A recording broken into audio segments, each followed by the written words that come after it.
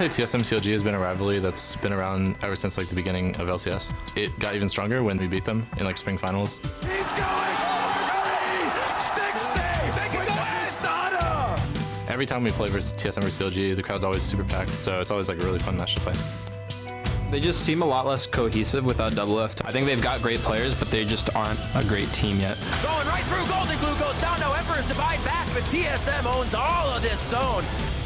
Look at this, the 2 for 0 in enemy territory. Counter Logic Gaming turning it on. Honestly, our team, we're not too worried about CLG.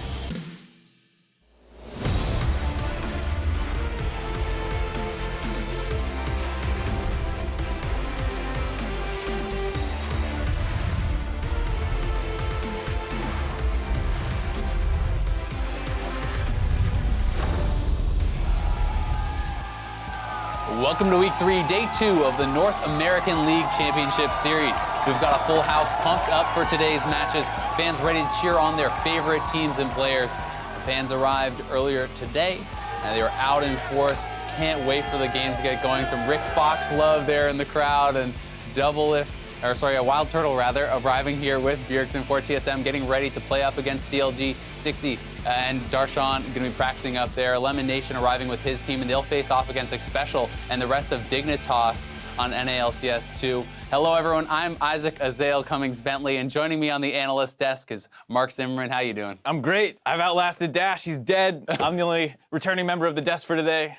Yeah, man, we're doing tryouts, seeing who's going to get to take his place. But seriously, Dash is out sick, so we wish you well. Hope you're feeling better soon, buddy. But let's start off the week with a peek at how the teams are stacked up in the standings. Cloud9 start the day undefeated in first place. Then Phoenix One are 4-1 in second. Behind the teams in the middle of the standings are Envy and Team Liquid in ninth, not where they wanted to be. We'll see how those rankings change as we've got a full day of games ahead of us, starting with a classic clash on NALCS 1. Counter Logic Gaming take on storied rivals TSM, with Team Liquid going against Echo Fox shortly after. Then on NALCS 2, Cloud9 will be squaring off against Team Envy following our FlyQuest versus Team Dignitas match in the Battle Theater.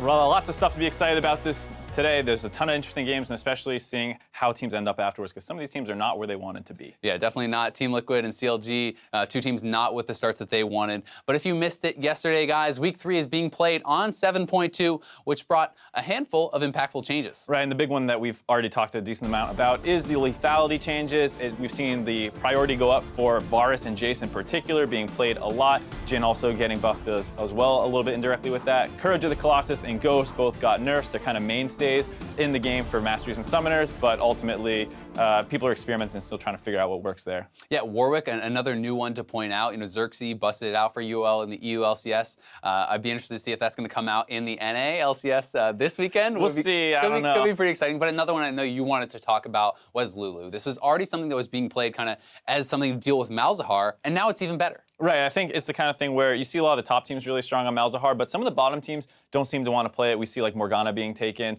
Matt didn't look great on his Malzahar game. And with the buff of Lulu, it might be another option for people to leave the Malzahar up and just deal with it. The passive damage going up, the reduced mana on the Q is going to help people find alternative solutions to just playing Malzahar or banning it.